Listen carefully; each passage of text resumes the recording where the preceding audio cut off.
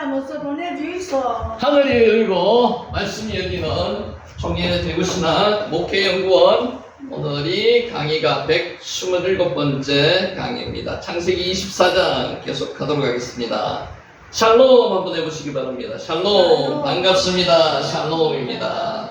자, 간단하게 몇 가지 정리하겠습니다. 레카, 요거는 아셨을 겁니다. 그냥 너는 가라가 아니고 너는 너에게 가라, 너를 위해서 가라, 너를 스스로 가라. 이게 레카입니다. 아브라함 이야기의 진정한 주인공은 그의 믿음이 아니라 깨어진 세상을 향한 하나님의 열심입니다. 하나님의 보내심입니다. 하나님은 단순히 아브라함을 부르시고 보내신 것이 아닙니다. 하나님께서는 인류를 구원하기 위한 거대한 구원 계획 속에서 그를 부르셨습니다. 레카, 너는 너에게 가라는 것입니다.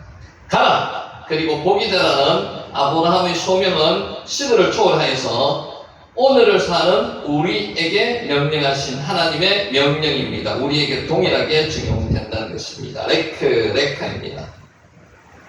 자, 우리는 지난번에 이것도 했습니다. 하용, 오늘이라는 거예요. 오늘. 내일은 우리의 시간이 아닙니다. 내일 여러분들 계시다고 확신하는 분 계십니까? 없습니다. 오늘 이 시간이 우리에게 주어진 최고의 시간입니다. 지금 주어진 시간만이 내 시간입니다. 오늘 하루를 잘 살고요. 어떻게 해요? 잘 살고요. 하나님이 내일을 오늘로 허락하시면 또다시 하루를 어떻게 산다고요? 잘 사시면 됩니다. 오늘의 축복이 있으시기를 바랍니다. 하용입니다. 하용. 자, 지난번에 요거 폴리캅 하면서 요것도 말씀드렸습니다. 키두시 하셈, 요게 하나님의 이름을 거룩하게 함, 순교라고 말씀드렸습니다. 키두시 하셈. 폴리캅, 사도 요한에게 직접 가르침을 받은 존경받는 감독이었습니다. 그리스도를 욕하고 황제에게 맹세하라, 그러면 살려주겠다고 말하였습니다. 내가 86년 동안 그분을 섬기는 동안 그분은 한 번도 나를 부당하게 대하신 적이 없어. 폴리캅이 했는 이야기입니다.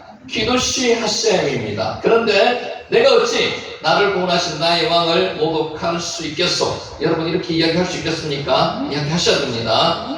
폴리캅이 목숨을 걸 수 있었던 이유는 예수 그리스도로 말미암아 받은 구원의 은혜가 얼마나 크고 귀한 것인지 확실히 알았기 때문입니다. 십자가의 은혜를 느끼시고 감격하시고 체험하시면 이렇게 이야기할 수 있습니다. 키두시 하셈. 폴리캅의 순교는 세상의 박해를 이겨내는 세 가지 원리를 가르쳐 줍니다. 세 가지가 뭔가 하면요, 예수 그리스도라는 명백한 고백, 예수는 하나님의 아들이시다고 명백한 고백이 있어야 된다는 거고요. 그리고 고백을 증명하는 삶 속에서 증명이 돼야 되고요. 세 번째가 천국 소망을 가진 자가 이런 고백을 할 수 있습니다. 자, 다음은 다윗에 대한 얘기입니다. 다윗은 아침마다 주님의 말씀 듣기를 소망했습니다. 다바르 예호와. 다바르 말씀은요, 하나님의 관련된 말씀을 이야기하는 겁니다. 주의 말씀을 향하여 귀를 열자 마음의 평안이 찾아왔습니다. 다바르 예호와. 우리 인생의 문제의 답은 하나님의 말씀에 있습니다. 다바르 예호와. 살아서 역사하시는 하나님의 말씀이 나의 영혼을 새롭게 할 때 우리는 새로운 희망을 가질 수도 있고요, 다시 살아날 수가 있습니다. 우리는 이러한 은혜를 경험하고 누리며 사는 저와 여러분이 되시기를 예수님의 이름으로 축원합니다. 아멘. 자, 오늘은 이 말씀으로 시작을 하도록 하겠습니다. 라다프입니다. 라다프. 자, 라다프 계속할 거니까요, 지금 안 해오셔도 됩니다. 사나운 늑대가 울타리 밖에 오르는 것, 요거 하나 있고요. 자, 권사님 한번 보세요. 사나운 늑대가 밖에 있어요. 울타리 밖에. 또 하나는요, 양의 탈을 쓴 늑대가 우리 안에 들어오는 것 중에 여러분은 어느 게 더 위험하다고 생각하십니까? 밖에 있는 늑대가 위험합니까? 안에 있는 늑대가 위험합니까? 안에 있는 늑대가 당연히 위험하죠. 지금 이것을 이야기합니다. 그래서 박해는 두 가지 종류의 박해가 있습니다. 밖으로부터의 박해, 로마 황제로부터의 박해가 밖으로부터의 박해라고 보면요, 안으로부터의 박해는요, 안에 있는 이단들의 그것도 일종의 박해라고 볼 수 있습니다. 그래서 두 박해 중에서 어느 게 더 위험하냐면요, 안에 있는 게 더 위험하다는 겁니다. 자, 이건 두말할 필요도 없습니다. 라다프, 박해하다가 라다프입니다. 로마 제국의 박해는 분명히 위협적이었습니다. 그렇죠? 사람을 막 죽이고 하니까 위협적입니다. 그들은 울타리 밖에 느꼈습니다. 울타리 안에는 안전합니다. 예수 그리스도께서 지켜주시면 안전하다는 거죠. 그러나 복음의 본질을 훼손하고 기독교의 생명을 안에서부터 끊으려 했던 진짜 적은 누구입니까? 안에 있는 적들입니다. 지금도 안에 있는 적들과 우리는 싸우고 있는 겁니다. 나다프, 박해하다는 겁니다. 바로 우리 안으로 들어온 늑대, 그게 뭐였습니까? 그 초창기 초기 기독교 시대에서는 영주주의였습니다. 영주주의 많이 들어보셨죠? 그들은 예수 이름을 사용했습니다. 똑같이 믿는다고 하나님께 기도도 하고 말씀도 그들이 전파를 했습니다. 성경 구절도 인용했습니다. 누구보다 더 깊은 영적 깨달음을 가진 것처럼 행세했습니다. 영적으로 깨달은 자들이라고 본인들이 스스로 평가하고요, 외부로 그렇게 이야기했습니다. 자랑했습니다. 나다프. 어떻더라면요, 그들의 메시지는 논리적이고요, 고통스러운 현실에 지친 영혼들에게 특별한 해답처럼 들렸습니다. 지금도 인터넷상에 보면요, 그런 분들이 상당히 많습니다. 자기는 하나님을 직접 만났다 라고 이야기하는 분도 있습니다. 직접 체험했다, 그리고 직접 음성을 듣는다, 이렇게 영지주의적인 그런 자들이 지금도 있습니다. 오늘 우리는 초기 기독교의 심장을 겨누었던 이 치명적인 가짜의 복음을, 정체를 파헤쳐 보고자 합니다. 나다프. 그들은 누구였으며 왜 그들이 가르치는 진리가 될 수 없는지, 그리고 어떻게 그 사상이 현대의 교회 안에 여전히 살아남아서 우리를 미혹하고 있는지 살펴보도록 하겠습니다. 나다프. 자, 요거부터 한번 볼게요. 영지주의란 무엇인가? 영주주의 많이 들었는데 오늘 이 시간에 꼭 개념을 확립해 놓으시기 바랍니다. 비밀 지식의 유혹, 나다프. 자, 신비한 지식. 겉으로 보면 아주 신비한 듯이 보입니다. 신비한 은사를 받은 것처럼도 보입니다. 그노시스라고 이야기하는데, 영지주의라는 이름은 지식을 떠나는 헬라어 그노시스에서 유래했습니다. 그노시스. 이 지식은 학문적 탐구나 이성으로 얻은 지식이 아닙니다. 그러니까 공부를 해가지고 얻은 지식도 아니고요, 하나님의 은혜와 말씀을 믿음으로 얻는 계시적 지식도 아닙니다. 그러니까 말씀을 통해서 얻은 계시적 지식도 아닙니다. 그럼 뭐냐? 그들이 말하는 그노시스란 소수의 선택된 자만이 접근할 수 있는 신비하고 비밀스러운 영적 깨달음, 자기는 깨달았다고 이야기하는 겁니다. 이런 이단들이 지금 많다는 거죠. 그노시스, 영적 깨달음을 의미합니다. 신비하고 비밀스러운 영적 깨달은 자들을 그노시스주의자들이라고 이야기합니다. 그들은 자신들이야말로 특별한 지식을 소유한 영적 엘리트라고 주장하고 있습니다. 자기들만이 영적으로 엘리트라고 주장하고 있습니다. 다른 사람은 전부 다 가짜라고 이야기하는 사람입니다. 헬라의 이원론적 철학, 동방의 신비주의를 기독교에 교묘하게 두 가지를 접목했습니다. 이원론 철학, 동양의 신비주의. 영주주의는 하나의 통일된 조직이 아니라 다양한 모습으로 나타납니다. 지금도 나타나고 있습니다. 마치 수많은 머리를 가진 전설적인 뱀, 많은 머리를 가진 전설적인 뱀을 메두사라고 이야기합니다. 메두사처럼 머리를 아무리 잘라도 또 다른 형태로 나타납니다. 우리 꿈속에서 그런 거 자주 나타나죠, 그죠? 환상 속에서도 나타나고, 또 이렇게 SF 영화 속에서도 나타납니다. 잘라도 계속 생겨납니다. 고대로부터 사라지지 않고 계속 나타나는 이단이 바로 영지주의입니다. 지금도 나타나고 있습니다. 자, 극단적 이원론 두 가지. 신비주의 이원적 철학과, 영은 신선하고 영은 선하고 물질은 악하다는 겁니다. 물질은 다 악합니까? 악한 게 아닙니다. 근데 영지주의다 그렇게 이야기합니다. 나다프, 내부적 박해를 이야기하는 겁니다. 영지주의 사상의 뿌리에는 극단적 이원론이 있습니다. 이원론 두 가지 중에서도 극단적입니다. 끝과 끝을 달리고 있는 겁니다. 자, 한마디로 보이지 않는 영의 세계는 선하고 극단적으로 선하다는 겁니다. 보이지 않는 물질의 세계는 극단적으로 악하다. 극단입니다. 극단. 최고 끝에 있는 두 가지가 주장하는 겁니다. 두 가지는. 이 사상은 필연적으로 기독교 신앙을 심각하게 왜곡합니다. 성경은 물질이 악하다고 이야기한 적이 없습니다. 이 사상은 삶을 두 가지로 분류하여 설명합니다. 목회, 선교, 찬양 같은 영적인 이런 가치 있다고 이야기합니다. 그리고 직장생활, 예술, 운동, 취미 같은 세상적인 이런 열등하고 속되다고 얘기합니다. 극단적이죠. 지금 그렇게 교회에서는 이야기하지 않습니다. 성경은 그렇게 이야기하지 않죠. 이는 우리의 모든 삶의 영역에서 청지기로 부름받은 성경의 가르침과 정면으로 배치되는 겁니다. 반대되는 사상이죠. 나답도 이야기하고 있습니다. 박해하다. 자연스럽게 이 사상은 육체를 폄하합니다. 우리 육체는 뭡니까? 우리 육체는요, 성전입니다. 하나님의 성전입니다. 하나님이, 예수님이 거하시는 성전입니다. 그런데 이들은 육체를 폄하합니다. 우리의 몸은 영혼의 감옥 정도로 취급합니다.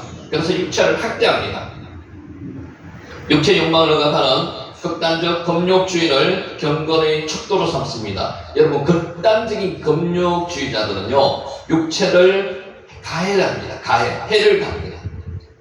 이는 몸의 부활을 믿으며 우리 몸을 거룩한 성령이 가시는 전이라고 하는 기독교 신앙의 핵심을 약화시킵니다. 우리 몸은 하나님께서 거하시는 성전입니다. 맞죠? 이것을 이들은 약화시키고 악화시키고 절대로 그렇게 될 수 없다는 걸 폄하합니다. 따라서 이 사상은 세상으로부터 도피를 선택합니다. 자기들끼리만 모여 사는 거예요. 타락한 세상을 던지고 교회라는 영적 방주 안에 숨어서 개인적인 위로와 평안만을 추구하게 됩니다. 극단입니다.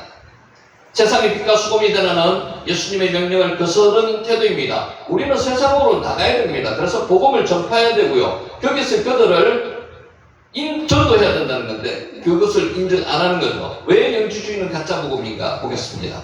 나답 영지주의는 기독교 용어를 사용합니다. 똑같이 사용합니다. 그 내용은 복음의 핵심 진리를 전파하는 치명적인 독을 품고 있습니다. 이게 더 무섭다는 거죠. 첫째, 창조신앙을 파괴합니다. 왜 창조신앙을 파괴할까요? 영지주의자들에게 물질세계는 악한 것이기에 구약의 창조주 하나님은 저급한 신으로 취급합니다. 전능자로 취급 안 합니다. 성경은 단호하게 선언합니다. 하나님이 지으신 그 모든 것을 보시니 보시기에 심히 좋았더라. 창세기 1장 31절 말씀. 물질 세계를 하나님께서 세상을 만드셨습니다. 만드시고 하나님이 보시기에 심히 좋았다는 것을 부정한다는 거죠. 하나님께서 지으신 모든 것이 선함에 감사함으로 받으면 버릴 것이 없나니 디모데전서 4장 4절도 부정합니다. 성경은 이 세상이 선하신 하나님의 주권적인 창조물임을 정언합니다. 맞죠? 하나님의 창조물입니다. 우리도 하나님의 창조물이고 모든 것이 창조를 부정하는 것은 복음의 출발점 자체를 부정하는 것입니다. 영지주의자들은 물질은 악하다고 창조 자체를 부정하는 겁니다. 자, 성육신의 진리를 부정합니다. 인카네이션, 말씀 육신에 대해 이 땅에 오셨다는 것을 부정합니다.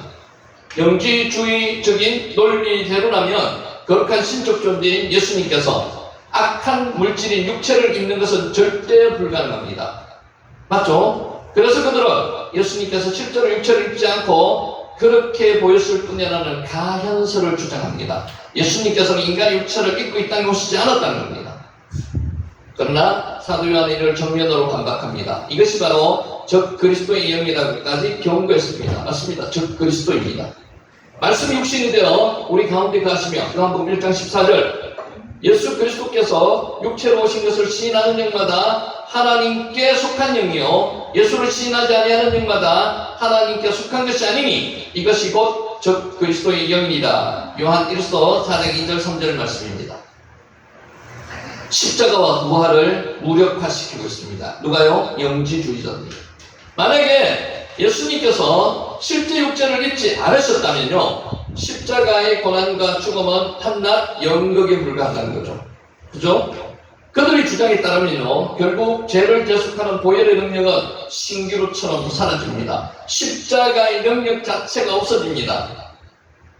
또한 육체의 부활이 없다면 죽음을 이기는 소망도 없고요 우리의 믿음도 헛것이 되고 만다는 것입니다. 고린도전서 15장 14절 19절 말씀입니다. 교회 공동체를 영지주의자들은 파괴합니다.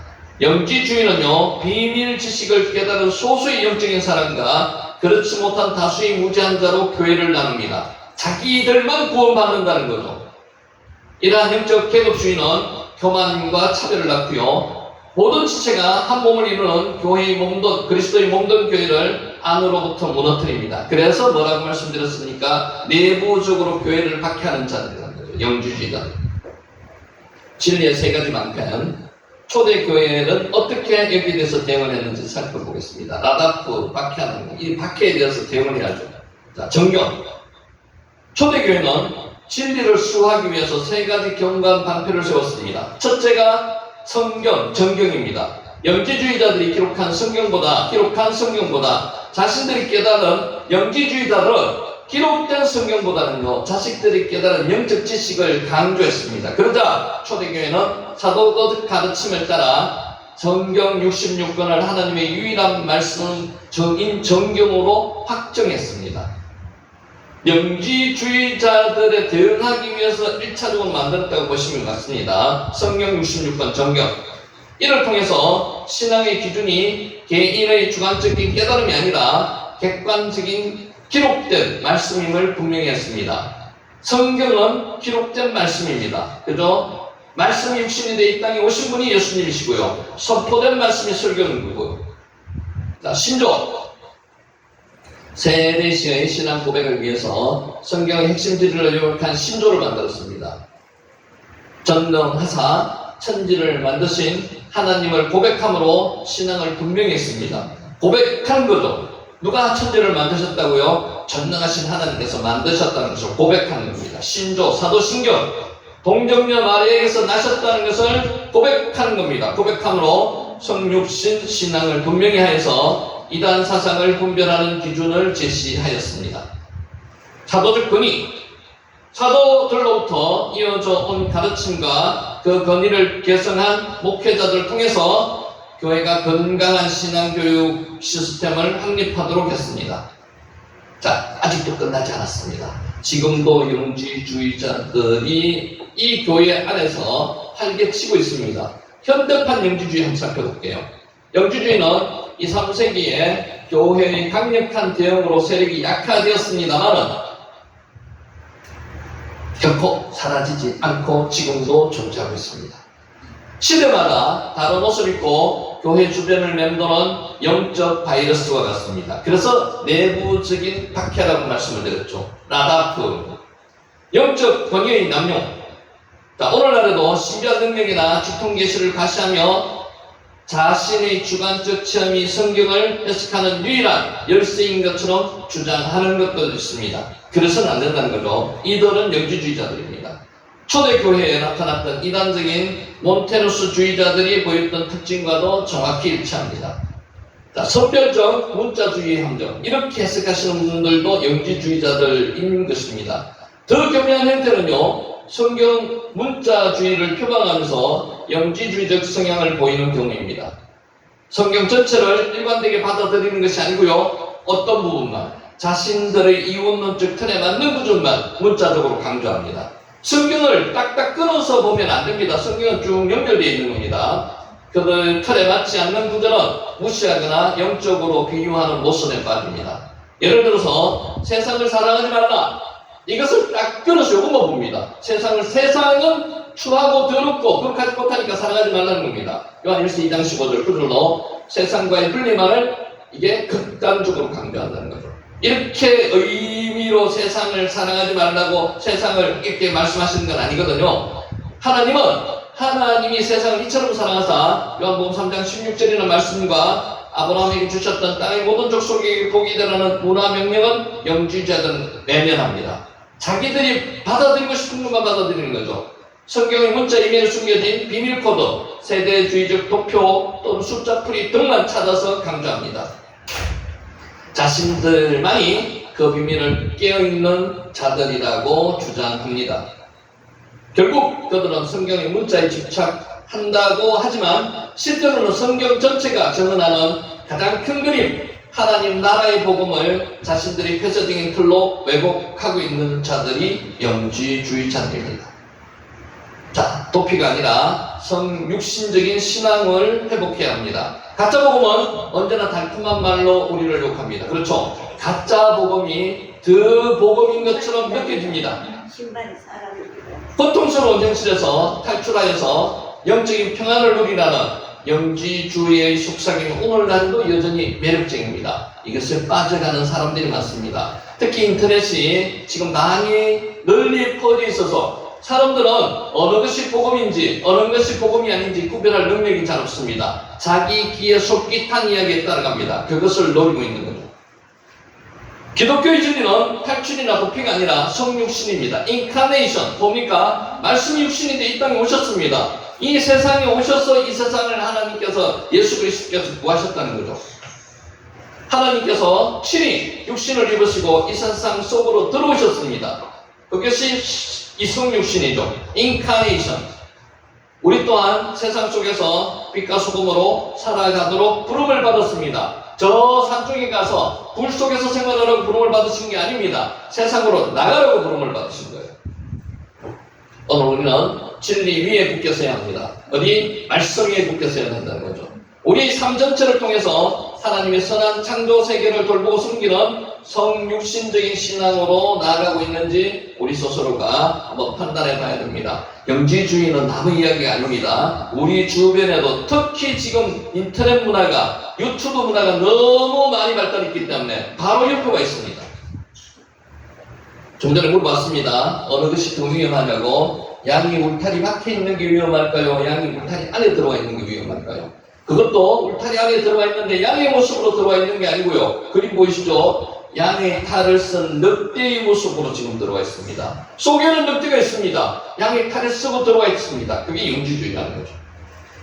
오직 바른 진리만이 우리를 모든 거짓으로부터 지키는 유일한 무기임을 명심하시고 다른데 달콤하다고 유혹에 휩쓸려 넘어가셔서는 안 됩니다. 뭐라고요? 성경. 정경으로 기록된 성경의 말씀만 의지하시는 저와 여러분이 되시기를 예수님의 이름으로 축원하면서 오늘 강의를 시작합니다. 아멘.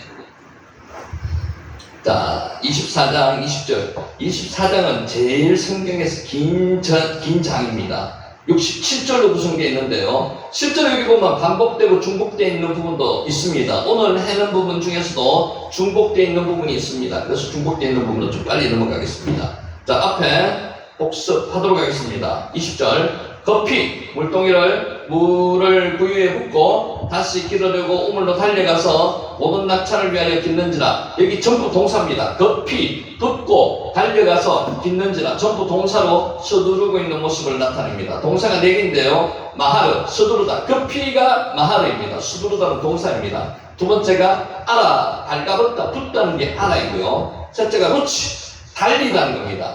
여기 재미있는 표현이 있습니다. 세 등장인물이 나오는데요. 리브가, 라반, 그리고 종의 모습 중에서 다 단어를 묻혀나는 단어를 썼습니다. 이게 뭔가 하면요.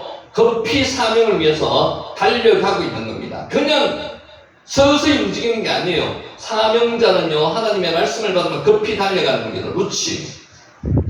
네 번째 단어가 샤브, 물을 깃다는 거고요. 그래서 이 4가지 단어 한번 다시 볼까요?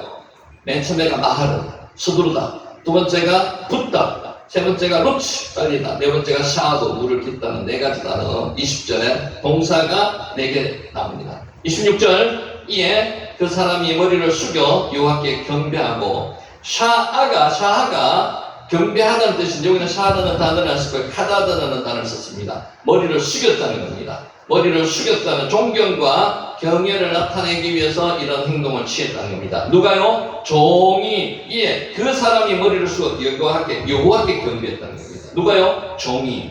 지난번에도 말씀드렸듯이 엘리에셀이라고 추정하는 종의 이름이 24장에 안 나타납니다. 그 이유는 지난번에 말씀드렸어요. 왜 안 나타날까요? 종은 이름을 나타내지 않습니다. 종은 그냥 종으로서 끝나는 겁니다.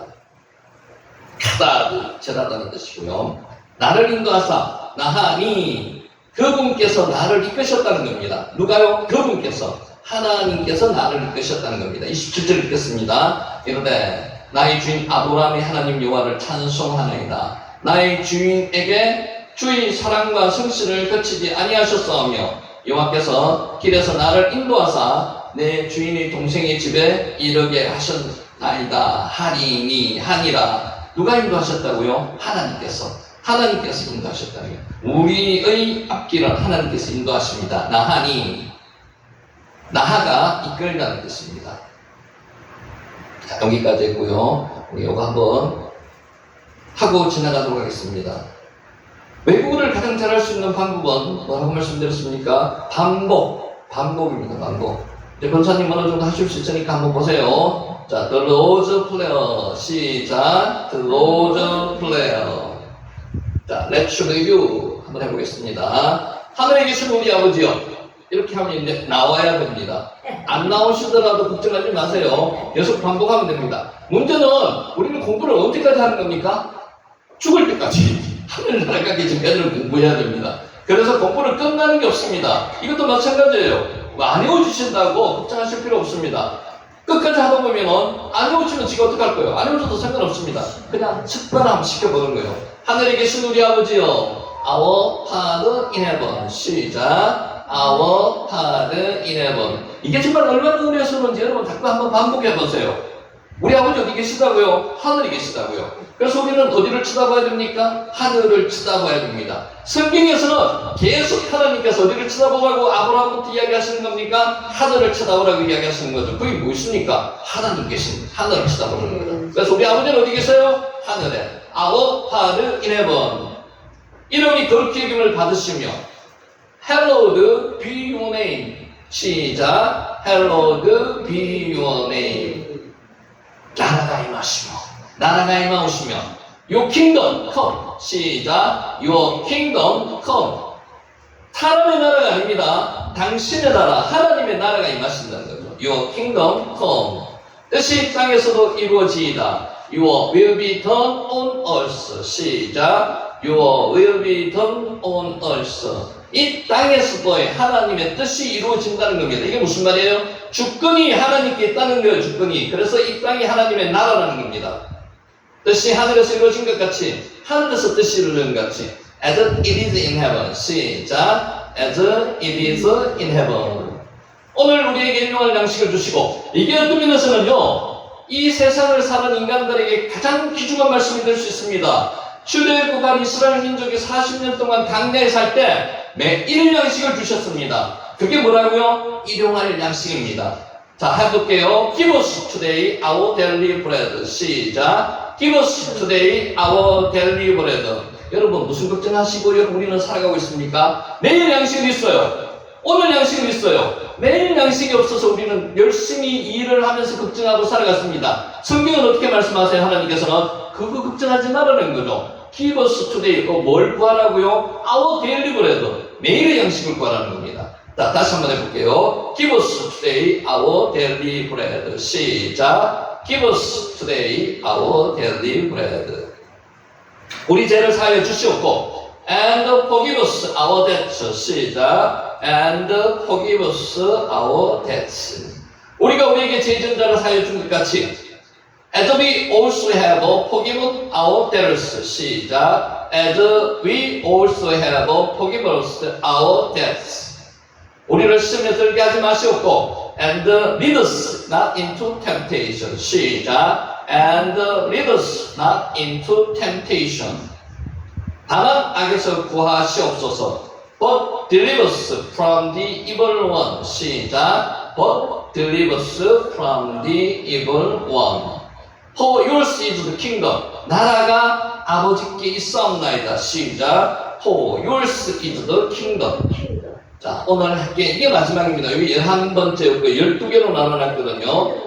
For yours is the kingdom이 11번째였고요. 마지막으로 한 게 and power and glory forever. Amen. 시작. and power and glory forever. Amen. 나라와 근세와 영광이 아버지께 있사옵나이다. 이렇게 해가지고 12가지로 됐습니다. 그래서 명절 때 다른 거 하지 마시고요. 주기도문 앞에 갖다 놓고 외우시면서 아들, 딸, 손자들 가르쳐 주시기 바랍니다. 자, 요거는 지나갑니다.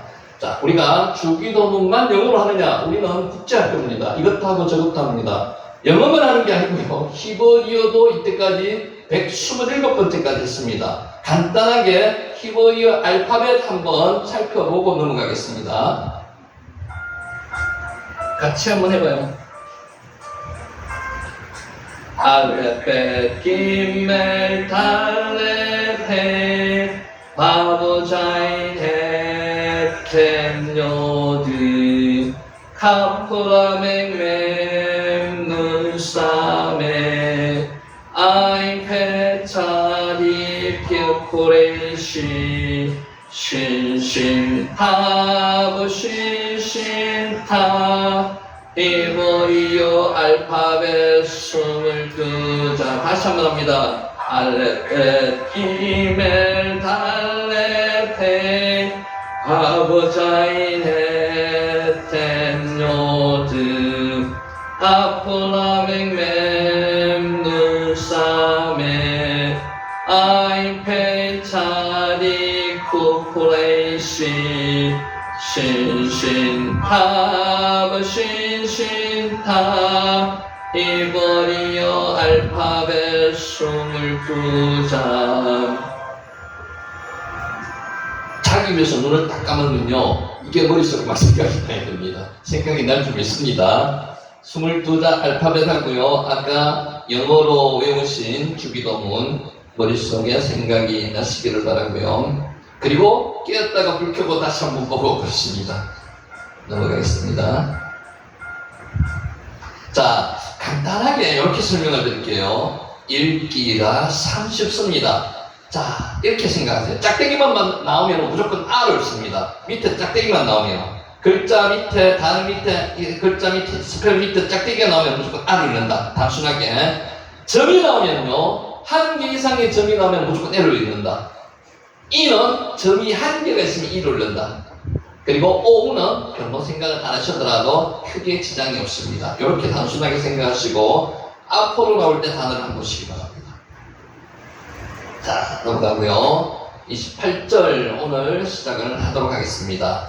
리브가에게 오라버니가 있어 그의 이름을 라반이라 그가 우물로 달려가 그 사람에게 이르러 달려가서 아까 우리 달려가서 했습니다. 라추르츠라고 했죠. 그렇죠.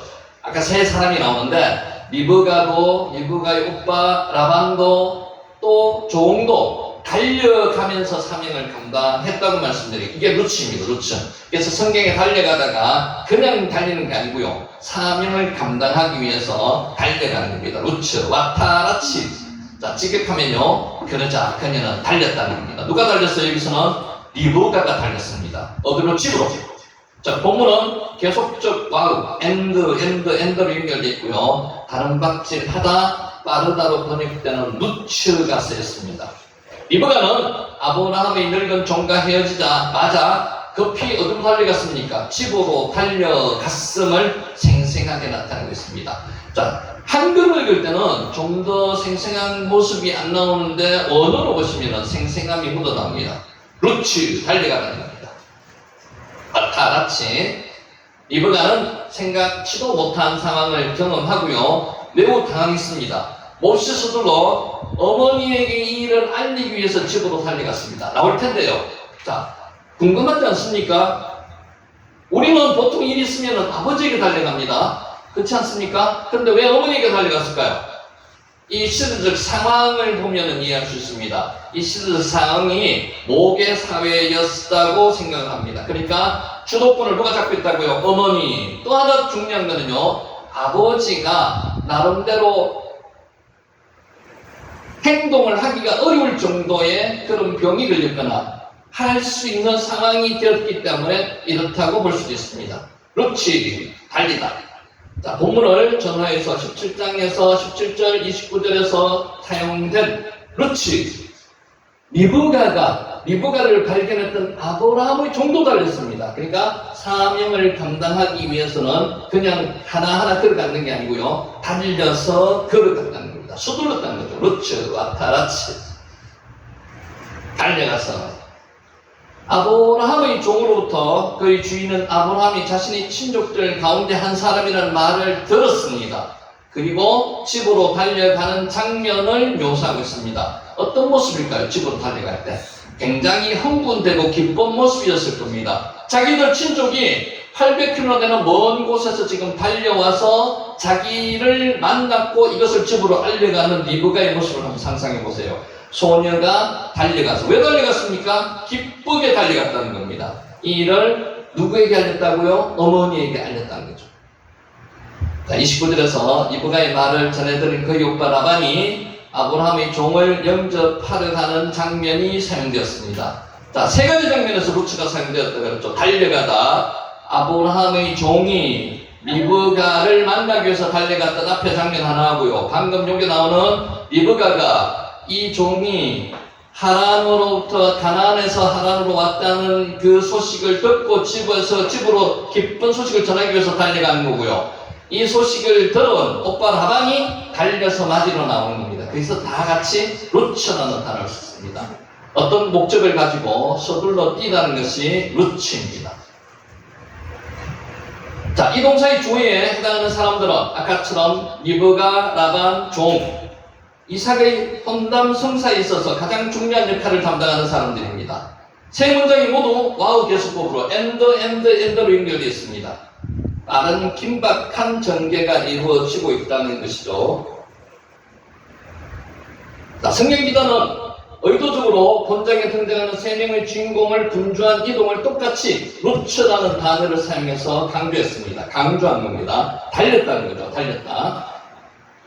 언약의 자손 이삭의 배우자를 구하는 일은 일개 가문의 대소자 중의 하나일 정도로 취급될 것은 아닙니다. 하나님만 믿고 그분을 왕으로 섬기고 따를 백성들의 번성을 위한 첫 번째 단계였다는 것. 그만큼 중요하다는 겁니다. 이 일은 누구의 일입니까? 이삭 가문의 일이 아닙니다. 거기만 끝나는 게 아닙니다. 하나님의 역사가 일어나는 그 계보를 지금 형성하고 있는 큰 일이라는 겁니다. 그래서 어떤 단어를 썼다고요? 사건이라고 말할 때 다발어를 썼는데 그 다발어는요, 하나님의 말씀에 관련된 것에 관해서 다발어를 쓴다는 거죠. 다발어입니다. 다발어. 자, 그들은 의식적으로 무의식적으로 뛰어다니면서 성실하게 일을 지금 감당하고 있는 모습을 한번 생각해 보시기 바랍니다. 누가요? 리브가가요, 라반이요, 그리고 종이요, 달립니다. 하나님의 자녀로 부름받은 우리 성도들 역시 의식적으로든 무의식적으로든 하나님의 역할을 수행할 때 어떻게 해야 된다고요? 달려야 된다고요. 기쁜 마음으로, 흥분된 마음으로 사명을 감당하기 위해서 달려가야 된다는 겁니다.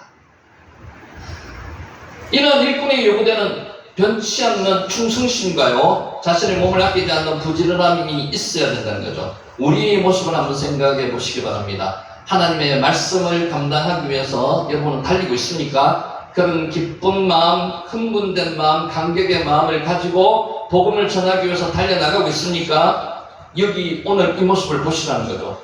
리브가가 이 기쁜 소식을 전하기 위해서 집에 어머니에게 달려가고 있는 겁니다. 그게 뭐라고요? 루츠입니다. 루츠. 리브가는 어머니에게 앉았습니다. 어머니의 집에 앉았습니다. 그때는 장막이 아마 장막 생활을 했을 거고요. 어머니의 장막, 아버지의 장막이 아마 따로 있었을 겁니다. 장막 생활을 안 했더라도 방이 따로 있었던 것입니다. 그래서 어머니 집에 앉았다는 겁니다. 와 타케드 레베트 임마흐. 리브가는 어머니의 장막에 들어가서, 이게 장막이라고 되어 있는데 실제로 그 나홀의 성은 장막이 아니었을 수도 있습니다. 아브라함과 종이 만난 사실을 알렸습니다. 어머니의 장막에 들어가서 아브라함의 종에게 맡겨진 이삭의 배필을 찾는 인물은 새로운 국면을 맞이하게 된다는 거죠. 이제 아브라함의 늙은 종은 배필될 만한 사람의 적합한 사람 리브가를 하나님께서 만나게 해주셨고요. 그 리브가가 1차 시험을 통과했습니다. 그리고 나서 리브가에게 코걸이와 손목걸이를 줬을 때 기뻐서 리브가가 지금 집에 전화로 달려가는 그 모습입니다. 이제 새로운 국면이 전개되는 거죠. 리브가가 어머니에게 되어진 일을 구하고요. 누구에게 구했다고요? 어머니 레베트 임마흐, 어머니 집에 구했다는 겁니다. 어머니의 장막에. 리브가의 오라비 라반이 달려가서 아브라함의 종을 모셔드립니다. 리브가의 오라버지가 누구예요? 라반. 라반은 또 누굽니까? 야곱의 외삼촌도 되고요. 라반은 야곱의 장인도 됩니다. 그리고 아브라함의 종이 지난날을 설명하며 정중하게 청혼하는 장면이 28절에서 29절까지 전개되는데 앞에 중복된 내용이 많습니다. 왜 중복된 내용을 많이를 기재해놓고 67절까지 24장을 기록해 놓았을까요? 그만큼 중요하니까 기록을 많이 길게 해놨습니다. 자, 여기서 어미 집 레베트 임마흐, 유목민들이 남자의 장막과 여자의 장막을 구분해서 사용하였음을 여기서 보여주고 있습니다. 따로따로 거주했다는 거죠. 아버지가 거하는 장막, 어머니가 거하는 장막이 따로따로 되어 있다는 겁니다. 자, 이때 아브라함의 나이가 몇 세였다고요? 140대 전후였습니다. 전일을 가는 140대 전, 거의 140이 가까웠습니다. 그러면은 아브라함의 동생으로 추정되는 나홀도 그 비슷한 나이였을 겁니다. 나이가 그만큼 많았다는 거죠. 그러니까 할아버지에게 가지 않고요, 아버지에게도 전하지 않고 누구에게 전했다고요? 어머니의 장막에 전하러 가는 그런 모습을 지금 생각해 보시기 바랍니다. 리브가가 아브라함의 종을 만난 사건은 가장 먼저 어머니에게 구한 것은 아까 설명을 드렸죠. 당시 메소포타미아 지방이 목의 중심의 사회였기 때문이다. 목의 중심의 사회는 어떤 사회입니까? 가부장적인 권한이 있는 게 아니고요, 어머니께 권한이 있는 거죠. 그래서 결혼이라든지 집안 대소사가 어머니가 결정하는 사회, 목의 사회. 혹자는 리브가가 아브라함의 종으로부터 이미 자신이 이삭의 배우자를 구하러 왔다는 말을 들었다고도 주장을 하는데, 실제로 성경에서는 그런 말을 리브가에게 전하지 않았습니다. 이미 아브라함 가문에 대해서 마음이 열려있었던 그녀의 아버지 버두엘, 아버지는 버두엘입니다. 나홀의 아들이 버두엘이고요, 버두엘이 아들이 라반이고 리브가 딸이 리브가입니다. 버두엘에게 먼저 가지 않고 이 혼담의 결정이 가장 중요한 변수가 되는 누구요? 어머니의 처소로 먼저 달려갔습니다. 누가? 리브가가. 자, 이러한 주장은 불확실한 추정에서 비롯된 것으로 크게 신뢰할 것은 못됩니다. 어떻게 해요? 배우자를 구하러 왔다는 이런 말은 신뢰할 것은 못된다는 겁니다. 요게 나가드라는 단어입니다. 자, 아까 제가 한번 설명드렸죠. 작대기가 있으면 무조건 아라고 있습니다. 그래서 나가드 이렇게 하는 거죠. 선포하는 뜻입니다. M이 어머니라는 뜻입니다. 어머니. 29절, 리브가에게 오라버니가 있어 그의 이름은 나반이라. 그가 우물로 달려가 그 사람에게 이르러. 권사님, 지난번에 제가 말씀드렸는 거 기억해요? 라반이 무슨 뜻이라고 말씀드렸죠? 라반 기억합니까? 라반이 사람 이름. 아까 리브가 오빠 이름이 라반이었고, 그 뜻이 희라는 뜻입니다. 희라는 뜻. 뭐가 희였냐 하면요, 창세기 11장에 여러분 그거 기억하실지 모르겠어요. 바벨탑을 지을 때 벽돌을 라반이라고 합니다. 왜 라반이라고 그런 줄 알아요? 그 지역의 흙이 희였습니다. 그래서 벽돌을 부어놓으니까 그 벽돌이 흰색이었어요. 거기서 라반이 나왔습니다. 오늘 똑같은 이름이 라반이, 오라버니 이름이, 리브가의 오빠 이름이 라반입니다. 이 오빠는 어떤 사람입니까? 우리 앞으로 뒤로 넘어가면 알 수 있듯이 야곱의 장인이 되는 사람인데요, 물질에 대해서 너무 탐욕스러운 사람입니다. 그래서 라반을 해석을 할 때 어떤 식으로 해석을 하면요, 흰 벽돌은 무엇을 뜻하는가 하면 바벨탑을 흰 벽돌로 지었습니다. 겉은 흰데 속은 희지 않다는 그런 것을 대표적으로 나타낼 때 라반이라고 이야기할 수도 있습니다. 이 라반의 이름 뜻하고도 똑같습니다. 라반의 이름은요, 겉은 굉장히 점잖은 사람인 것처럼 보이는데 속은 그렇지 않은 사람을 대표할 때 라반이라고 이야기합니다. 라반 뜻이 있습니다. 라반. 자, 이름의 뜻은 뭐라고요? 희다. 아브라함의 동생, 나홀의 후손, 보두엘의 아들, 리브가의 오빠 라반입니다. 야곱의 외삼촌, 그리고 야곱의 장인이 되었던 사람입니다. 야곱과 관련된 기사를 통해서 살펴볼 때 그는 어떤 사람이라고요? 매우 탐욕스러운 사람, 욕심이 많은 사람, 물질을 밝히는 사람. 자, 본문에서 아브라함의 종을 맞이하는 것처럼 나그네를 선대하는 친절한 일면도 있는 인물이었습니다. 맞습니다. 두 가지 면이 다 있습니다. 여기서 라반이 달려갑니다. 라반이 달려가는 이유는 두 가지 면이 있습니다. 첫째는 나그네를 선대하는 그 풍습에 따라서 달려가는 게 하나 있고요. 또 리브가에게 선물을 줬는데 상당히 많은 선물을 줬습니다. 코걸이를 어느 정도의 코걸이를 줬습니까? 한 돈 반 정도 되는 코걸이를 줬고요. 팔목걸이는 어느 정도 되는 금을 줬습니까? 30점 반 돈 되는 팔목걸이를 줬습니다. 그러니까 이 물질이 굉장히 많은 거거든요. 이 물질, 많은 선물을 줄 수 있는 재력이 풍부한 사람이라는 그 부분에서 혹하고 두 가지 다의 의미를 가지고 달려나갔던 겁니다. 아브라함의 종을 맞이하는 것처럼 나그네를 선대하는 친절한 일면도 있는 반면에 다른 곳에 여기는 아람인으로 기록되어 있습니다. 아람인은 아람에 사는 사람 그런 뜻이죠. 아람어를 말했다고 이야기합니다. 이방 문화를 쫓아가는 사람, 실제로 하나님만 경외하는 그런 사람은 아니었습니다. 하나님 경외하는 문화도 있었지만 이방 문화를 쫓아가는 사람이었습니다. 라반이 여동생의 결혼 문제에 참 적극적으로 나섰던 것은 아버지 버두엘이 당시에 매우 연로하였고 버두엘의 아버지가 140 근처까지 갔기 때문에 버두엘도 연로했으리라고 예측을 합니다. 누이의 결혼 주선을 오빠가 하는 것이 고대 근동 지역의 풍습이었기 때문에 버두엘의 아들이 실제로 결혼의 관계에서 주도적인 역할을 했다는 겁니다. 버두엘의 아들이 누구예요? 리브가의 오라버니 라반이라는 겁니다. 라반.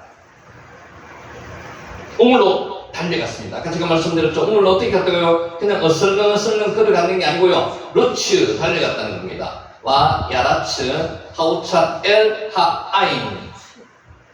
문자적으로 보면요, 그 밖우물로 그가 달려갔다는 겁니다. 이것을 보면요, 우물이 성 안에 있었는 게 아니고요, 그 당시 우물은 성 밖에 있었습니다. 그래서 한글 번역에는 지금 번역이 안 돼 있는데 우물로 달려가가 실제로 직역하면 그 밖에 우물로 달려가 이렇게 되어 있습니다. 그러니까 성 안에 우물이 있었던 게 아니고 성 밖에 우물이 있었던데 그쪽으로 그 밖우물로 달려가 이렇게 직역하는 겁니다. 자, 한글 성경에서 그 밖, 또 그 말 밖이란 뜻의 하우차를 번역하지 않았습니다. 실제는 하우차가 있습니다. 와, 야라치, 하우차, 엘, 하아인. 이러한 표현을 통해서 아브라함이 종이 머물러 있던 우물이 리브가가 거주하는 마을이 아닌 별개의 장소, 마을 밖에 있었다는 거죠. 당시 유목 사회에서는 낯선 나그네라 할지라도 친절하게 대했습니다. 나그네 응대법, 아브라함이 나그네를 대접한 분들이 하나님과 두 천사였죠. 그렇게 나그네를 대접하듯이 유목사회에서는 나그네 대접을 극진하게 했습니다. 나그네 환대법이라고 이야기합니다. 우물이 여러분 기억하십니까? 베에르라는 단어를 썼습니다. 최초에 베에르. 우물은 두 가지 종류가 있습니다. 베에르는요, 팠는 우물입니다. 파서 만든 우물이기 때문에 빗물을 저장하는 그런 우물 용도였습니다. 또 한 우물이 아인입니다.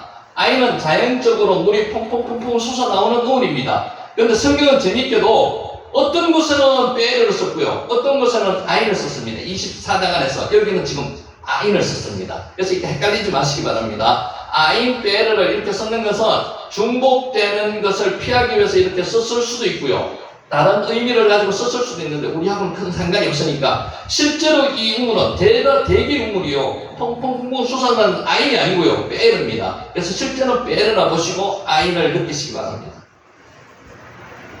자, 그래서 번역을 주의하셔야 될 게 나중에 하나 적어 놓으시면 좋을 것 같아요. 하우차, 여기 생략돼서 번역이 돼 있다고요. 그 마을 밖에 있는 우물이란 하우차가 생략되어 있는 겁니다. 후츠, 바깥이라는 뜻입니다. 하우차할 때 후츠가 바깥이라는 뜻이고요.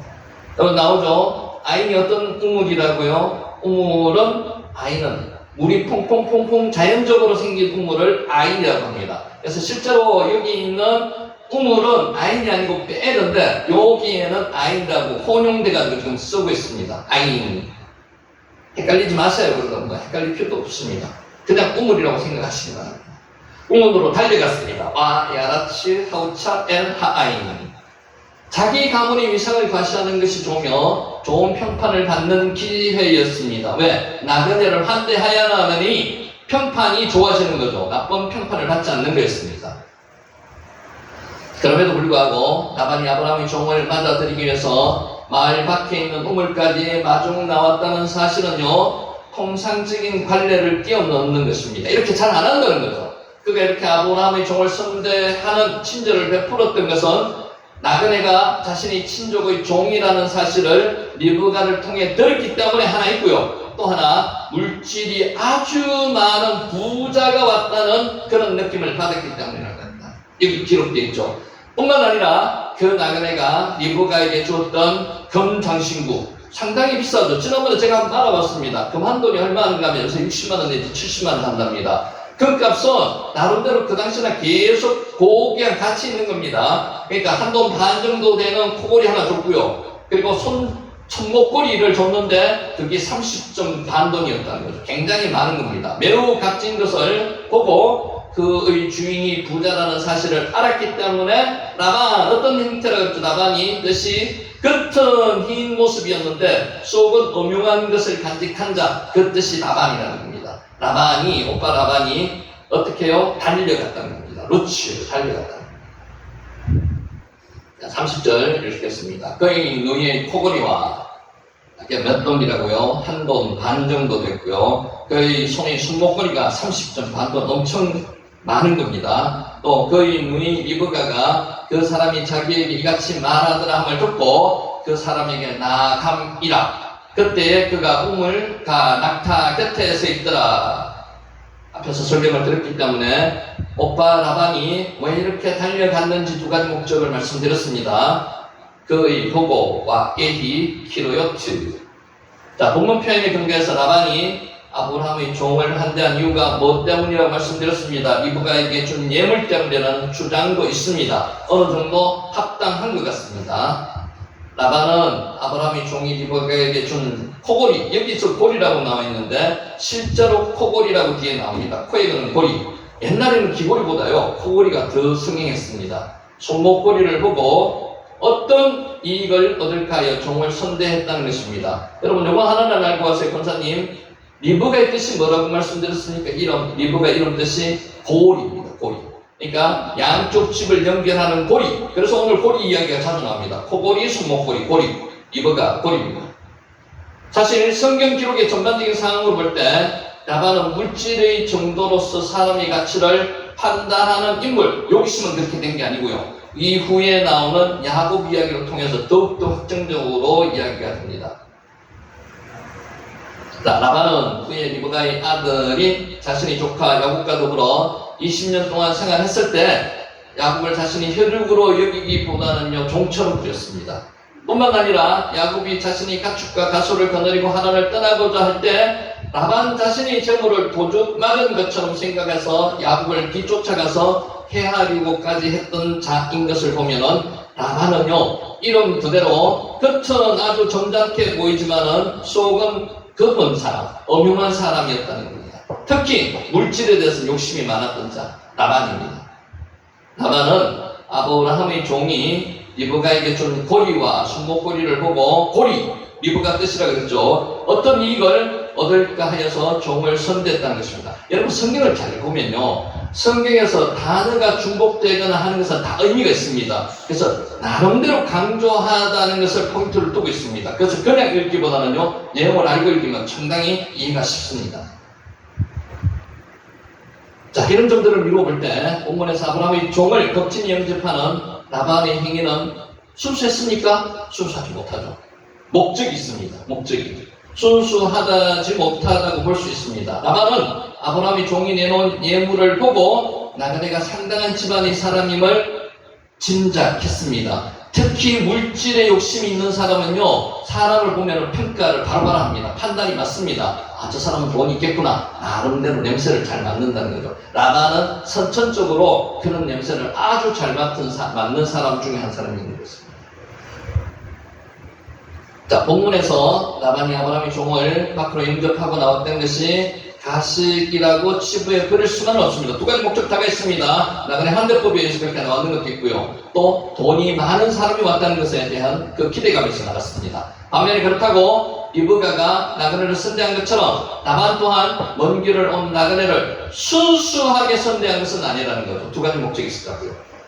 자, 라반은 후일에 야곱을 맞을 때도 처음에는 아브라함의 종을 영접할 때와 같이 환대했습니다. 아무 목적 없었습니다. 그런데 결국은 자신의 욕심대로 야곱을 수없이 속였습니다. 자신이 이익만을 취했던 인물입니다. 라반의 이런 이중적인 태도를 볼 때 우리는 근본적으로 물질에 약한 인간의 본성, 우리는 안 그렇다고 장담할 수 없습니다. 우리도 그럴 수 있습니다. 그래서 오늘 이 이야기를 하나님께서 이게 들려주시는 이유는요, 우리는 이런 부분에서 벗어나라고 말씀을 주시는 거죠.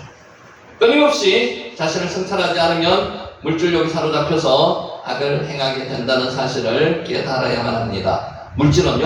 물질은 우리가 주인으로 모셔야 될 대상이 아니고 뭐라고 말씀하셨습니까? 도구입니다. 도구. 하나님을 섬기는 도구로 사용해야 돼요.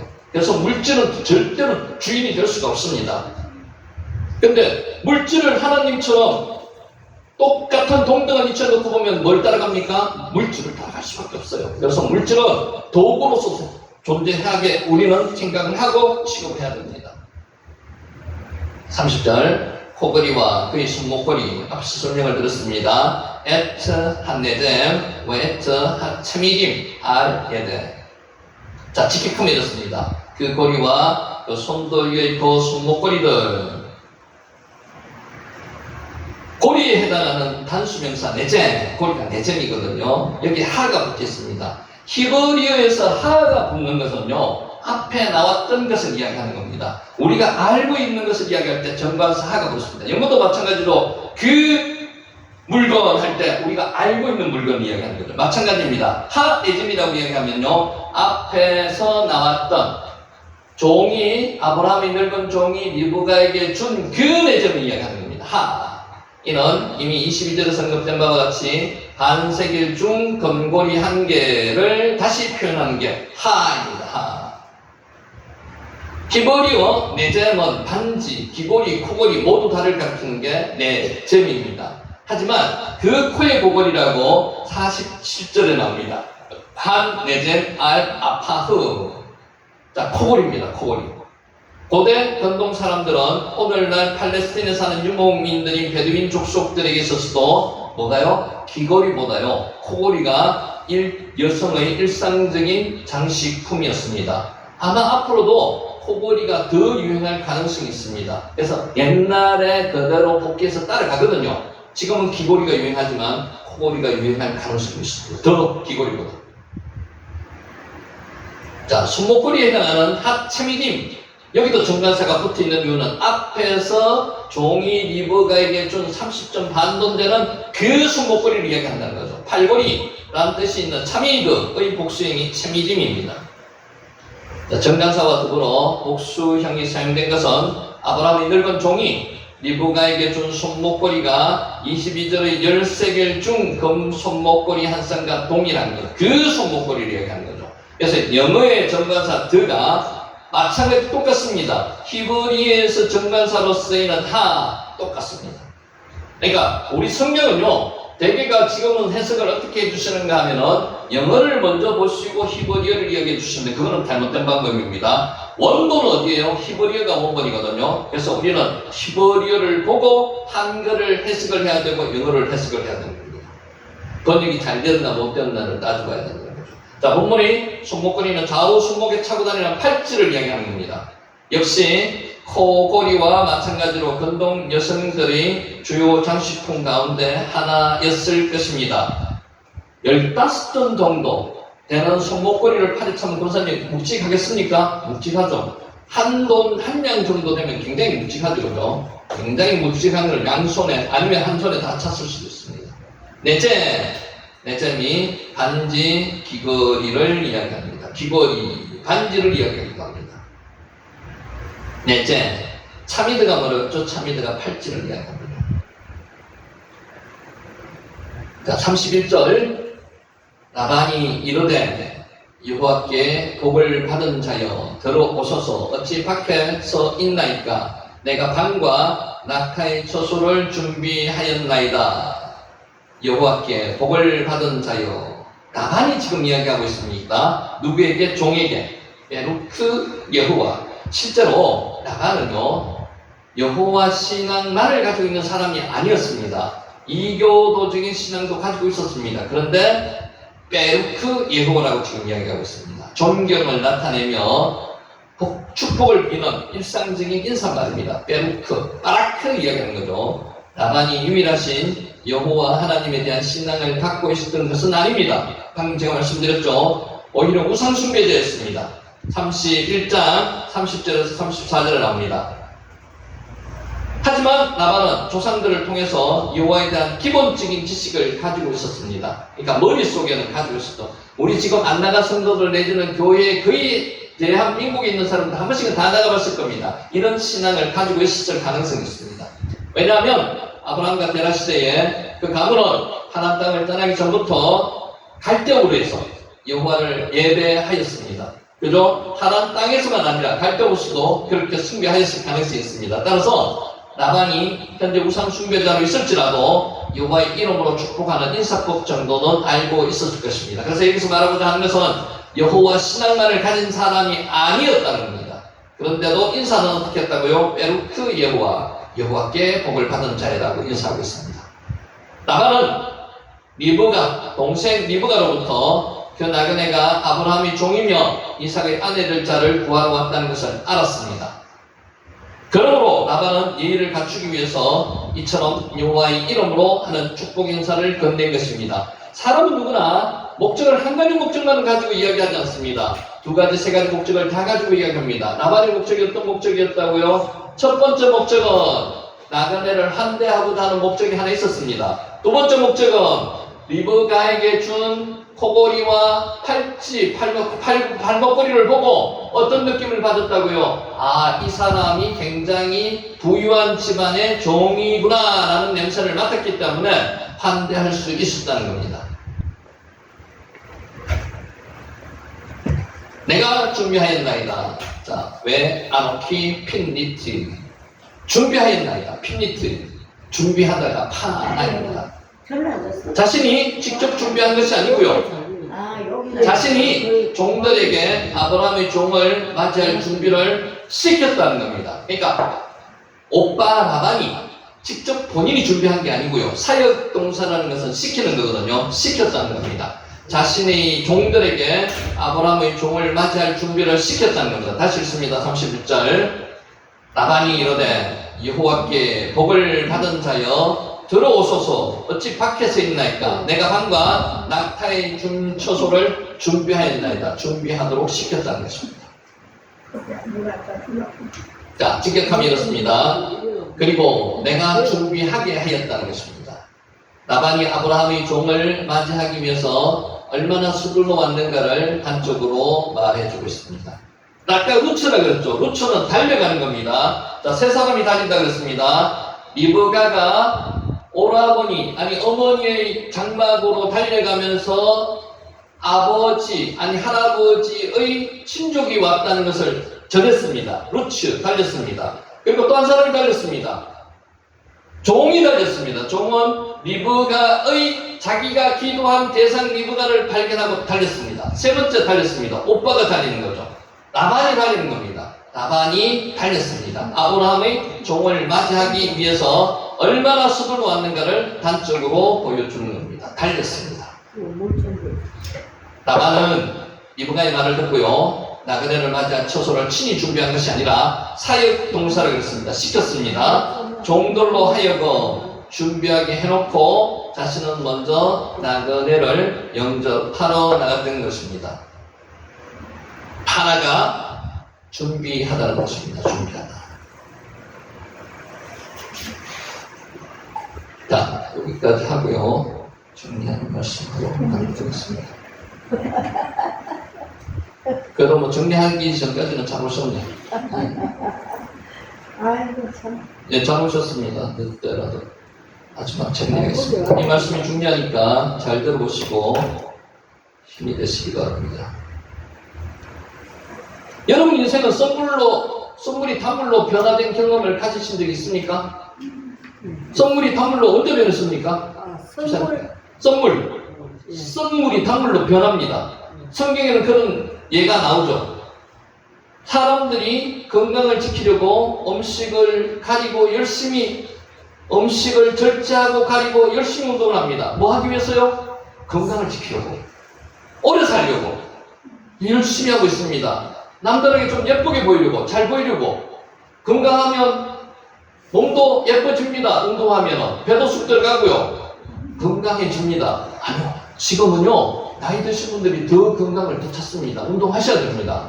근육을 만드는 게 아니고요, 나이가 드시면요 근력량이 줄어들거든요. 그러면은 몸이 움직이기 힘들어요. 근력을 키워야 되거든요. 그래서 고기도 더 드셔야 되고요, 근육량도 늘려야 됩니다. 그러면은 뼈도 강해집니다. 어른들이, 우리 어머니가 그러셨는데, 어머니가 이게 허벅지에 뼈가 공이가 부러졌거든요. 그게 부러지면요, 못 일어납니다. 약하기 때문에. 젊은 사람은 안 그래. 바로 어느 정도 지나면 일어날 수 있습니다. 뼈가 약하기 때문에 그렇습니다. 그래서 운동을 하셔야 돼요. 마타큐, 달다는 뜻입니다. 달다. 말아, 쓰다, 달다. 그러니까 말 나오죠.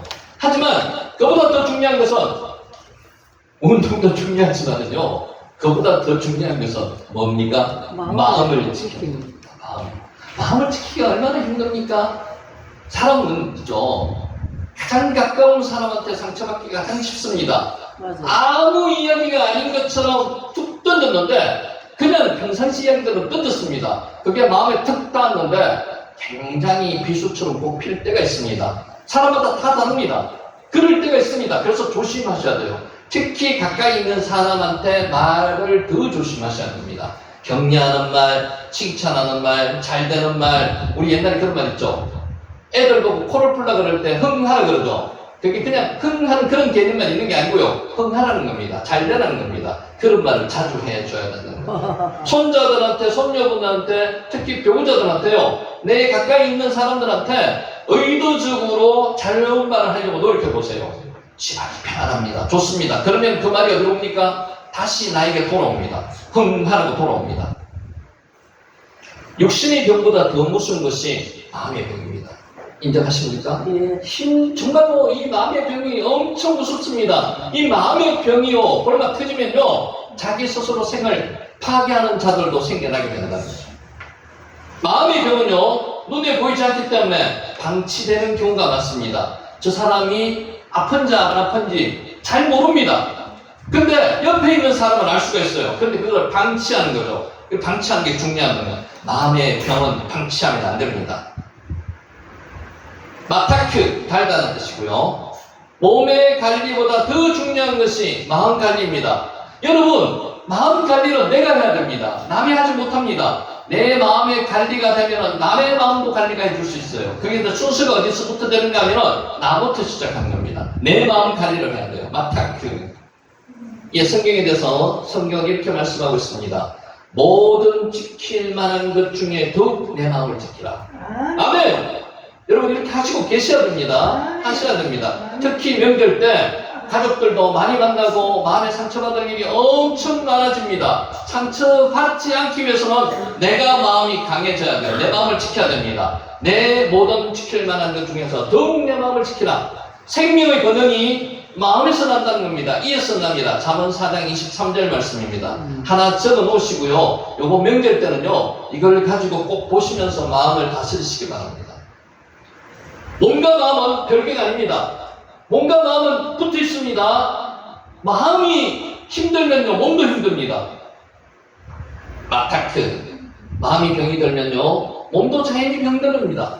그죠? 그래서 몸이 아픈 거는요, 마음이 아파서 몸이 아픈 그런 경우가 많습니다. 그래서 한의학에서는 어떻게 합니까?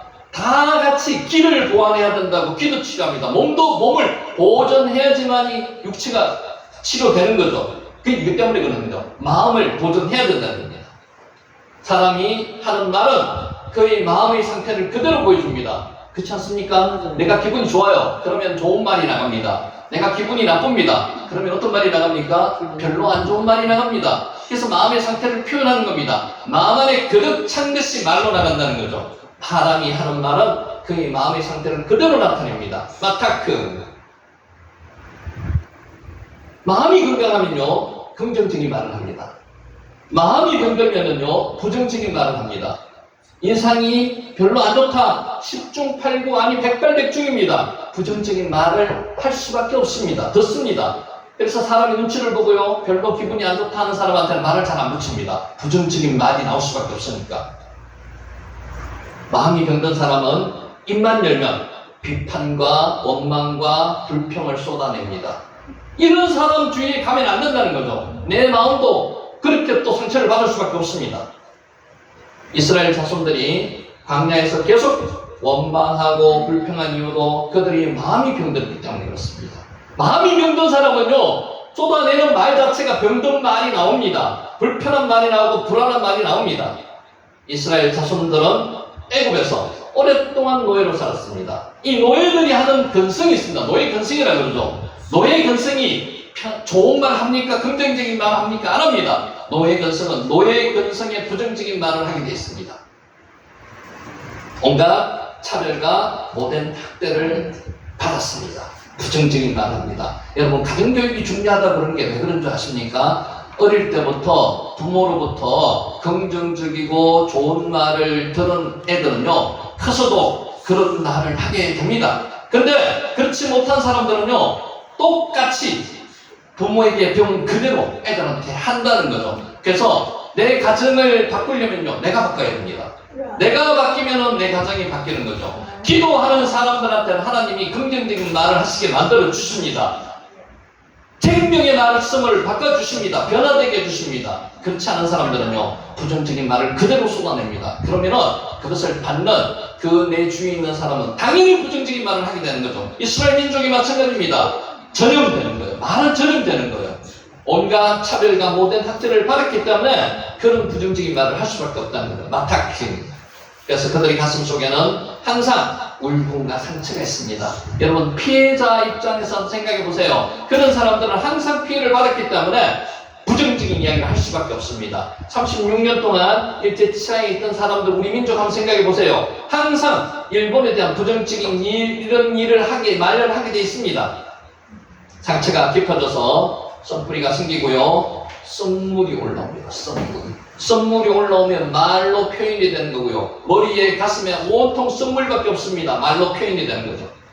툭하면 원망하고 불평합니다. 지금 불평 잘하는 사람 여러분 한번 보세요. 그가 자라온 환경 자체가 어땠는지를 한번 살펴보세요. 그 중에서 어려받은 사람은 불평하는 말이, 원망하는 말이 긍정적인 말로 바뀌어진다는 거죠. 그래서 예수님을 믿으면 그만큼 사람이 변화될 수 있다는 겁니다. 이스라엘 자손들이 출애굽 후에 광야길을 걷다가 마라에서 만난 썬물은 그들이 마음과도 같았습니다. 마라에서 썬물을 만났습니다. 이 썬물을 단물로 바꾸어 주시는 거죠, 그죠? 하나님을 만나면, 예수님을 만나면 썬물로 단물이 바꿔줍니다. 썬물이. 인류의 조상 아담이 범죄 후에 에덴에서 추방되었습니다. 실제 에덴은 아닙니다. 에덴 동산이 아니고요, 에덴 지역에 있는 동산입니다. 이게 에덴 동산을 지금 우리가 부르고 있는 겁니다. 아담의 후손들은 원죄를 품고 죄의 노예로 살았습니다. 노예죠. 아까 말씀드렸잖아요. 노예는 노예 근성이 있습니다. 긍정적인 말을 노예는 하지 않습니다. 부정적인 말을 하는 거죠. 불평, 원망하는 거죠. 그렇기 때문에 마음의 상처가 많습니다. 혼자 해서 끝나는 겁니까? 전염됩니다. 전염되면 내 주위가 온통 부정적인 말로 바뀌는 거죠. 40년 강야 생활을 할 때 항상 부정적인 말을 하는 사람들이 있으면요, 한 사람이 하면 전염되는 거예요. 전체가 부정적으로 되는 겁니다. 세상을 사는 것이 보통 연속인 이유는 상처가 받기 때문에 그렇습니다. 저도 상처가 있고 여러분도 상처가 있습니다. 이거 그대로 넣으면 상처로 사람은 파멸, 멸망으로 갑니다. 근데 상처를 치유받을 수 있는 방법은 하나밖에 없습니다. 예수님을 만나면 상처를 치유받을 수 있습니다. 말씀으로 치유받을 수 있다는 거죠. 내가 먼저 예수님을 만나고요, 내가 만난 예수님을 삶 속에서 전하면 가족이 변하는 거고요, 이 삶 속에서 전한다는 게 중요한 겁니다. 이게 힘들어요. 근데 삶 속에서 그걸 하기 위해서 권사님이, 집사님이 좋아하시는 한 만큼이 있는 거예요. 내가 감당해야 될 자리로 내가 들어가 있는 거죠. 그게 뭐라고요? 숨입니다. 하나님께서는 아담을 만드시고요, 에덴에 있는 동산에 수음하셨습니다. 수음하셨다는 게 부셨다는 거죠. 내가 감당해야 될 자리에 하나님께서 수음해 주셨다는 거죠. 수음입니다. 오늘 여러분이 계신 곳이 어떤 곳이라고요? 내가 감당해야만 될 자리에 하나님이 수음하신 겁니다. 오늘 명절이 이제 다가옵니다. 명절에 여러 사람을 만나기도 하고요, 그 사람들과 이야기도 나눌 건데요, 어떤 면에서는 내가 견디기 힘든 일도 내가 들을 수 있을 것입니다. 왜 하나님께서 나를 이 자리로 보내셔서 이런 이야기를 하느냐고 생각하지 마시고 들어야 될 자리라고 생각하시고 수음하셨습니다. 그러면은 내가 마음의 상처를 받지 마시고요, 마음의 상처를 돌려주시는데 긍정적인 말로 돌려주시는 거죠. 상처로 돌려주시면 안 됩니다. 인간은 누구나 치료가 필요한 존재입니다. 하나님 외에는 누구든지 치료가 필요한 존재들이라는 거죠. 그래서 치료해야 됩니다. 상처를 입은 사람은 다른 사람의 사랑을 잘 받아들이지 못합니다. 상처 입은 사람들이 그렇습니다. 그러면 상처 입은 사람들한테 똑같이 상처 입은 사람들까지 이야기를 하면은 상처가 더 골마 터지게 만들어지는 거죠. 그래서는 결국은 불화가 일어나고 싸움이 난다는 겁니다. 손에 상처가 있는 사람은 다른 사람이 반갑다고 손을 덥석 잡으면 그것이 아픔이 되고 상처가 되는 겁니다. 아픔으로 잡으면 안 된다는 거죠. 사랑으로 잡아야 됩니다. 사랑으로. 마음에 상처가 있는 사람들도 마찬가지입니다. 상처를 입은 사람들은 대인관계에서 자기 보호를 위해서 방어지게 됩니다. 그런 거 느껴보셨습니까? 좀 피합니다. 내 마음을 꼭 닫습니다. 상처 입은 사람들이 그렇습니다. 내 마음을 열어놓을 수 있는 어떤 사람들, 내가 긍정적으로 내가 사랑을 나눠줄 수 있을 때 마음을 엽니다. 여러분은 마음을 닫는 사람이 되고 싶습니까? 여는 사람이 되고 싶습니까? 특히 가족들한테 열어야 됩니다. 가족들한테 아무 생각 없이 자꾸 마음을 닫으시면 안 돼요. 열으셔야 됩니다. 표현하셔야 됩니다. 웃으셔야 됩니다. 지난번 우리 한번 웃어봤잖아요. 웃었는 게 실제로 삶 속에서 그게 나타나야 되거든요. 그냥 한번 지나가서는 절대로 안 된다는 거죠. 안 그런, 특히 가정에서 덜 그런 사람한테 가서 먼저 마음을 열어놓으시기 바랍니다. 다른 사람에게 마음의 문을 열지 못합니다. 이게 누구라고요? 상처가 있는 사람들이었습니다. 상처는 내가 치유할 수 없습니다. 하나님께서 치유해 주시는 거예요. 우리는 상처만 입고 살지 않습니다. 내가 의도한 것은 아니지만 나도 모르게 다른 사람에게 상처를 입힐 때가 있습니다. 그게 더 많습니다. 나는 상처를 받는다고 항상 생각하지만 상대편의 입장에서는 항상 나 때문에 상처를 받고 있는 거예요. 그건 우리는 생각 못하는 거죠. 입는 것만 생각하는 거지. 그럴 때 많습니다. 특히 가장 가까운 사람들한테 이런 경우가 많습니다. 나는 이 사람 때문에 상처를 계속 입는다고 생각하는데 아니요. 내가 주는 상처가 더 많아요. 그걸 생각해 보시라는 거죠. 나는 상처를 입힐 때가 더 많다. 내 상처를 보호하기 위해서 방어적이고요. 때로는 공격적이 되다 보니까 다른 사람에게 상처를 주는 일이 더 많습니다. 내가 상처를 준다고 나는 느끼지 못하고 지나가는 경우가 더 많다는 거죠. 기도하면서 곰곰이 하나님께 한번 내놔 보세요. 내가 상대방한테 어떤 상처를 줬는지 그것을 회개해야 된다는 거죠. 그 회개는요, 하나님께서 정말 즉시 받아들이고 나의 마음에 평안을 주시고 치유해 주시고 내가 상처를 치유할 수 있는 능력까지 주신다는 겁니다. 그래서 사는 동안 상처는 점점 더 많아지게 됩니다. 상처를 치유하고 지나가면요, 점점 더 많아질 수밖에 없습니다.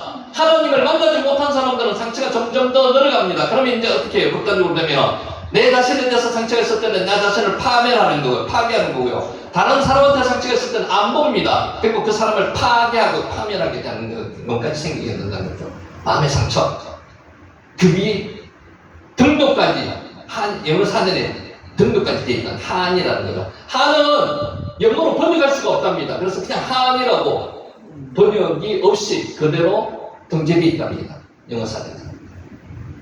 어린 아이 때 잘 웃던 사람도 나이가 들면 점점 웃음이 사라집니다. 표정도 없어집니다. 여러분 표정 한번 보세요. 저도 마찬가지로 한번 보시면서 우리 하루에 몇 번 웃습니까? 하루에 몇 번 웃어요? 한 30번, 아니요. 한 10번도 채 안 웃을걸요. 웃을 일이 없어요. 그렇게 생각하면 못 웃습니다. 근데 그것을 어떻게 해야 된다고? 웃을 일을 만들어야 된다고. 남에게 만들어주는 게 아니고 내가 남을 만들어줘야 된다고.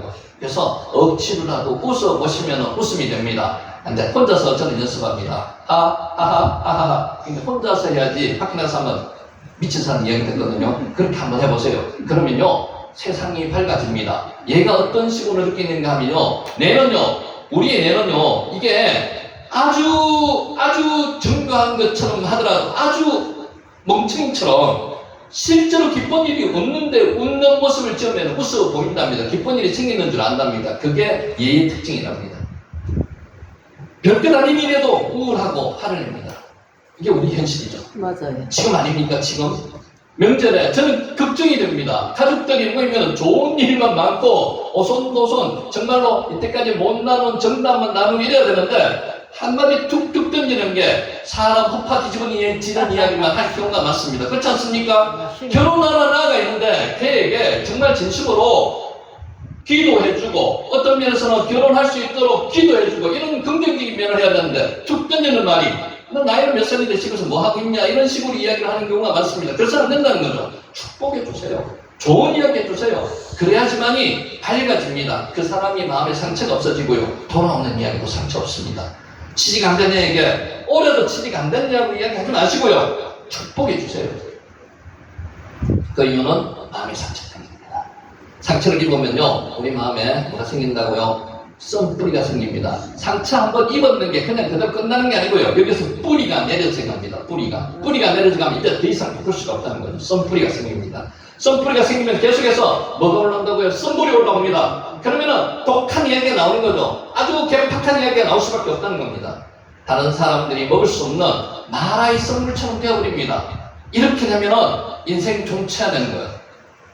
사람들한테 영향력을 미치지 못합니다. 저 사람은 그러면 이제 사람들한테 갈로 밖으로 밀려나는 거죠. 나 자신만 그런 게 아니고 가족들한테도 밀려나는 거고요. 결국은 요새 부모와 자식이 떨어져 사는 경우가 많은 이유가 뭔지 압니까? 보지도 않습니다. 마라의 썬물처럼 썬물이 이제 올라와가지고 더 이상 보기도 싫습니다. 만나면요, 기쁘고 즐겁게 게 절대 아니고요, 괴롭습니다. 아예 안 만나는 게 낫다는 거죠. 그래서 서로 단절된 상태에서 산다는 거죠. 썬뿌리를 제거해야 하지만 사람은 스스로 썬뿌리를 제거하지 못합니다. 하나님의 말씀만이 썬뿌리를 제거할 수 있습니다. 마라의 썬물을 단물로 고치기 위해서 모세가 뭘 했습니까? 한 나무를 던졌습니다. 그랬더니만 썬물이 뭘로 됐다고요? 단물이 되었습니다. 썬물이 올라오는 우리 마음에도 뭐가 던져져야 된다고요? 한 나무가 던져져야 된다고요. 나무. 십자가가요, 히브리어로 십자가가 없습니다. 그냥 애처입니다. 나무입니다. 나무가 던져져야 된다고요. 썬물에 던져진 나무는 그리스도의 십자가를 상징합니다. 썬물에서 십자가가 던져지면요, 단물이 됩니다. 여러분, 썬물이 나오는 여러분 마음에 십자가가 던져지면요, 십자가 그 체험과 감격이, 사랑이 있게 되면요, 단물로 변한다는 겁니다. 나무가 던져지자 썬물이 단물로 변화되었습니다. 이게 하나님이 하시는 역사입니다. 복음의 역사입니다. 그것은 물리적인 변화를 넘어서 인생의 고통이 한순간에 하나님의 개입으로 사라지게 됨을 의미합니다. 인간은 인간을 치유할 수가 없습니다. 하나님만이 인간을 치유해 줄 수가 있습니다. 그것이 뭐라고요? 십자가입니다. 십자가 나무가 우리의 썬물이 있는 우리 마음에 던져지면 단물이 된다고요. 단물은 하나님의 치유로의 은혜로 주어지는 평안과 소망과 샬롬을 상징하는 겁니다. 우리 삶에는 즐거움보다는 괴로움이 많습니다. 맞죠? 예. 즐거움이 많지 않습니다. 우리 인생은 20%의 즐거움이 있다면 한 80%의 괴로움이 있습니다. 고난이 있고 강약이 있습니다. 그 고난과 강약 80%는요, 그것도 그게 축복입니다. 축복. 하나님께서 올려주는 확성기라는 거죠. 거기에 들어가서 하나님이 함께 하시면요, 그 고난 속에서 이겨낼 수 있는 힘도 있고요, 그 고난이 기쁨으로 변할 수가 있습니다. 우리의 삶에는 즐거움보다는 괴로움이 더 많습니다. 한평생 끊임없이 썬맛을 보며 사는 것이 우리 인생입니다. 하나님을 만나보지 못하면요, 인생의 십자가가 던져지지 못하면요, 이 고난에서 끝난다는 거예요. 예수님이 우리 심령에 임재하시면 뭐가요? 썬물이 단물로 변합니다. 여러분, 오늘 이 시간에 혹시 썬물이 있는 인생이 되었다면 예수님이 십자가가 던져짐으로 단물로 변하시는 역사가 있으시기를 예수님의 이름으로 축원합니다. 아멘. 예수님께서 추가성의 한 여인을 의도적으로 찾아가셨습니다. 머스트 반드시 사마리아로 가야 되겠다고 가셨습니다. 여인은 마음에 상처가 많았습니다. 남편인지 남자가 5명 있었습니다. 5명도 부족해서 지금 또 다른 남자를 찾고 있는 겁니다. 사람으로서 해결될 수 없는 그 목마름이 있습니다. 이 여인은 지금도 그걸 찾고 있습니다. 우리는 사람에게 목마른 갈증을 해결하려고 합니다. 그래서는 안 된다는 거죠. 남편이 5이 있었습니다. 그들과 헤어지는 과정에서 수많은 마음의 상처를 입게 되었습니다. 요새 이혼 한 번 하는 것은 아무렇게도 생각지 않습니다. 2번 하는 거, 3번 하는 거, 한 번 하면 2번, 3번도 가능합니다. 그렇게 할 때 그 인생이 몸이 망가지는 게 아니고요, 그 인생이, 그 마음이 얼마나 많은 상처를 받았겠습니까? 그로 인해서 태어난 자식들은 얼마나 더 많은 상처를 받겠습니까? 이게 현실인데 그 마음의 상처를 치유할 방법이 지금 없습니다. 그냥 세상에 그냥 내버려 주는 거예요. 그러면 세상대로 따라 살다가 그게 끝나게 되는 그런 인생을 우리가 지금 살고 있다는 거예요. 그렇게 살아서는 안 된다는 거죠. 그래서 우리가 내가 하나님의 말씀으로 썬물이 단물이 되고요, 내가 단물이 된 것을 세상의 삶 속에서 나타나게 만들어줘야 된다는 거죠.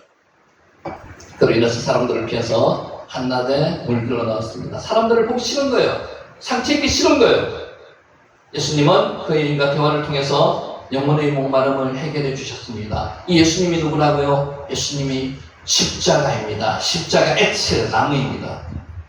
주님을 만난 마음의 상처가 치유되자 여인은 온 동네를 다니며 자신이 만난 예수님을 소개했습니다. 우리 전도가 마찬가지입니다. 복음 전파가요, 그냥 의무적으로 내가 하라는 것을 해야 되는 그런 게 복음 전파가 아니고요. 내가 만난 하나님을 강력해서 전하는 게 그게 복음 전파라고요. 내가 전파 안 해도요, 내 삶 속에서 집사님 얼굴을 보면은 저분 안에 하나님이 살아계신 걸 느낀다고요. 그럼 누가 가장 먼저 느껴요? 내와 가장 가까이 있는 사람이 먼저 느낀다고요. 그러면은 내가 만난 하나님, 나는 하나님을 못 만났는데 당신이 하나님을 만나서 생활을 같이 하시니까 나도 하나님을 만나야 되겠다. 따라서 스스로 본인이 선택하게 된다는 거죠. 이게 복음 전파입니다.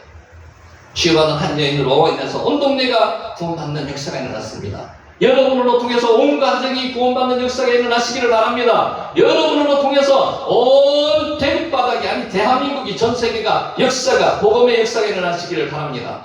아멘. 예수님은 우리를 찾아오셔서 마음의 문을 두드리십니다. 오늘 지금 두드리고 계세요. 오늘 왜 이런 말씀을 저에게 몇 년 전에 전하게 하셨느냐? 예수님이 지금 두드리고 계신다는 것을 여러분 깨달으시라고 두드리고 말씀을 드리는 겁니다. 저희 마음도 두드리시고요, 여러분의 마음도 지금 두드리고 치고 계시는 거예요. 볼지어다 내가 문 밖에 서서 두드리노니 누구든지 내 음성을 듣고 문을 열면 내가 그에게로 들어가 그와 더불어 먹고 그는 나와 더불어 먹으리라. 이 예수님의 말씀입니다. 요한계시록 3장 20절 말씀입니다. 예수님을 마음에 모셔야 합니다. 예수님이 마음에 계셔야 합니다. 예수님과 동행해야 됩니다. 할라크 예수님과 동행해야 됩니다. 그러면 마음의 상처가 치유됩니다. 회복됩니다. 슈브합니다. 다시 돌아오게 해주십니다. 마음 깊이 자리 잡고 있는 썬뿌리가 예수님의 십자가로 제거된다는 거죠. 병든 마음에서 솟아나는 썬물이 단물로 바뀌는 역사가 일어난다는 겁니다. 여러분, 이제는 더 이상 썬물이 여러분을 지배하게 만들지 마세요. 이제는 단물이 여러분 마음속에서 흘러넘쳐가지고 흘러넘치다가 뭐죠? 라바입니다. 라바 흘러넘쳐서 내가 흘러넘치는 그 물이 내 가족을 흘러넘치게 하고요, 이 모든 세상을 흘러넘치게 하는 기환처럼 여러분이 되시기를 예수님의 이름으로 축원하면서 오늘 강의를 마칩니다. 기도드리겠습니다. 하나님 아버지 감사합니다. 우리가 무엇이간데 이렇게 사랑하셔서 이렇게 또 말씀을 듣게 하시고 마음을 변화시킬 수 있는 계기를 만들어 주심을 감사합니다.